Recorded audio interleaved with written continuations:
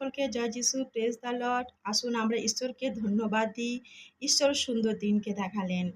ঈশ্বর বলছেন, আমিই প্রথম, আমিই শেষ। আমার আগেও কেউ ছিল না, আমার পরে কেউ নেই। আমি মরেছিলাম, দেখো আমি চিরকাল জীবিত আছি।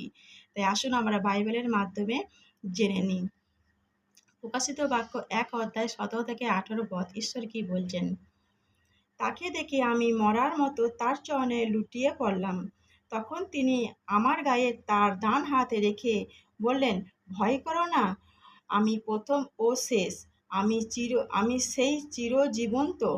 আমি মরেছিলাম, আর দেখো আমি চিরকাল যুগে যুগে জীবিত আছি। মৃত্যু ও পাতালের চাবিগুলি আমি ধরে আছি। ঈশ্বর বলছেন যে আমি মরেছিলাম, আমাদের প্রভু যীশু ক্রুশের মধ্যে মৃত্যুবরণ করেছিলেন আমাদের জন্য, যাতে আমরা উদ্ধার পাই। আবার 3 দিন পর, 3 দিনের মধ্যে আমাদের প্রভু যীশু জীবিত হয়েছে। কারণ আমাদের প্রভু যীশু হচ্ছে জীবিত ঈশ্বর। এমন কেউ নেই যে তার মৃত্যু হয়েছে আবার তার জীবিতও হয়েছে, একমাত্র আমাদের প্রভু যীশুই আছে। তাই প্রভু বলছেন যে আমি মৃত্যু ও পাতালের চাবিগুলি ধরে আছি। কারোর মধ্যে যদি কোনো মৃত্যু আসে,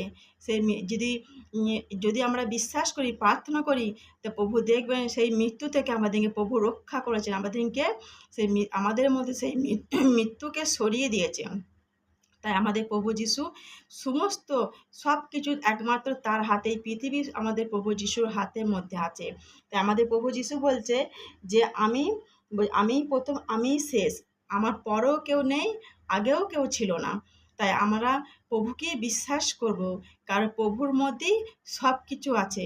যদি আমরা প্রভুকে বিশ্বাস করি, তাহলে আমাদের মধ্যে সমস্ত যা কিছু অসুবিধা, যা কিছু আমাদের বিপদ আসুক না কেন, প্রভু আমাদের সমস্ত বিপদকে সরিয়ে দেবেন।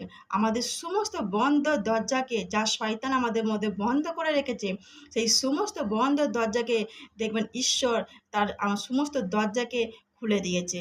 ঈশ্বর সকলকে আশীষ করুক। জয় যিশু।